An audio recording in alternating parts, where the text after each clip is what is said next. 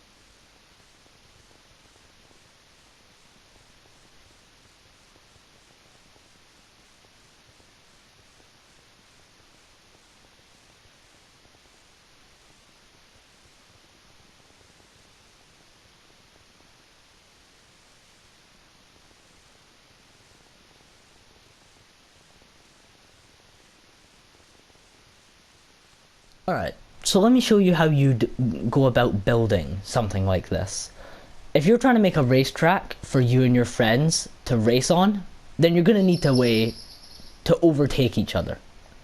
So with that said, you're going to need to make your track fairly wide. I have made mine 9 wide, which gives you enough room to swerve past people, a room for fair errors, and well, yeah, that's all that for the track. That's easy. The turns are a bit more complicated.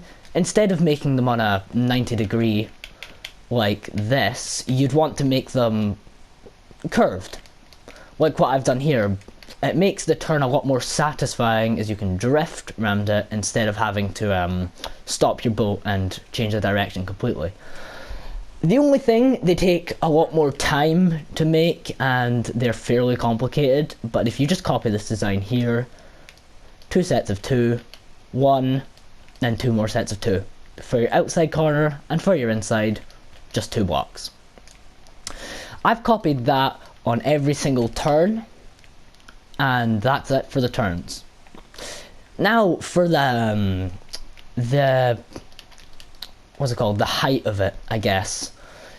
You're always going to want your track to have some excitement. You're not just going to want it to stay on the same level all the time. So what I've done is I've created this little section here. It's almost like a ramp that you slowly go down.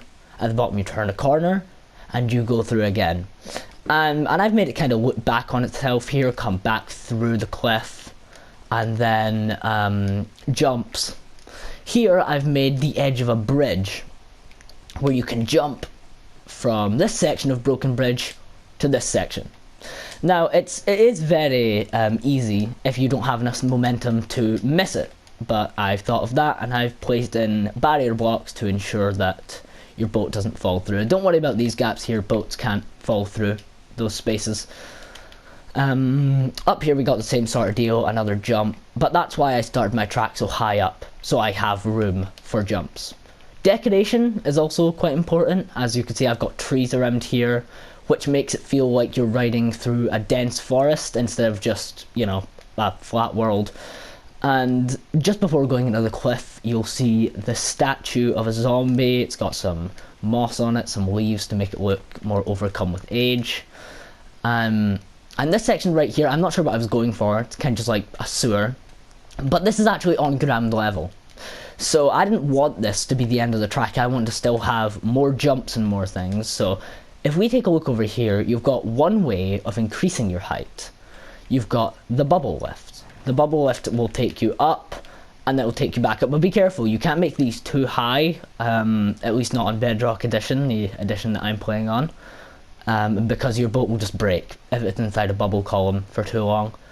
So I only used one of these, and I've got a sort of ramp later on. This section is the nether section. It's probably my favourite. It's got a nether fortress, and if you notice during the race, we've got these blazes here. They're just traps in barriers so they don't attack the player. I think they're name tagged as well, but I can't remember. Got 3 blazes. You got a little bit of nether fortress, making this a little more challenging to navigate. Come around the corner, come out here, and you come to this, what I like to call the climb or something. This is just a very simple way of making a boat lift, I guess.